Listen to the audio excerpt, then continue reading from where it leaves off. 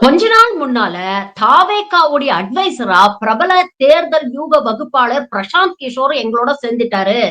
பாருங்க, தமிழ்நாட்டு அரசியலே நாங்க புரட்டி போட போறோம். அடுத்த முதலமைச்சர் விஜய் தான் அப்படின்னு தாவேகா தற்குறிகள் சோசியல் மீடியால ஃபயர் விட்டுட்டு இருந்தாங்க. சமீபத்திய ஹாட் நியூஸ் என்ன அப்படின்னு பாத்தீங்கன்னா, தாவேகாவிலிருந்து இருந்து தற்காலிகமாக விடைபெறுவதாக பிரசாந்த் கிஷோர் அறிவிச்சிருக்கிறாரு. அதாவது நவம்பர் மாசம் பீகார்ல தேர்தல் வரப்போகுது.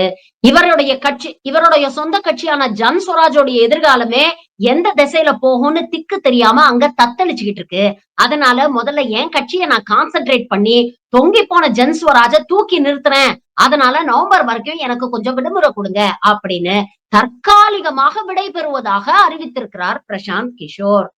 நமக்கு என்ன தோணுதுன்னா, இதுங்க எப்படியும் தேறாது, தாக்கு பிடிக்காது அப்படிங்கிறது மனுஷனுக்கு நல்லா தெரிஞ்சு போச்சு. இதுக்கப்புறம் எதுக்கு நம்ம டைம வேஸ்ட் பண்ணணும் அப்படின்னு இந்த பீகார் எலக்ஷன காரணம் காட்டி மனுஷன் ஜகா வாங்கியிருக்கிறாரு. நீங்க என்ன நினைக்கிறீங்க? உங்க கருத்துக்கள பதிவு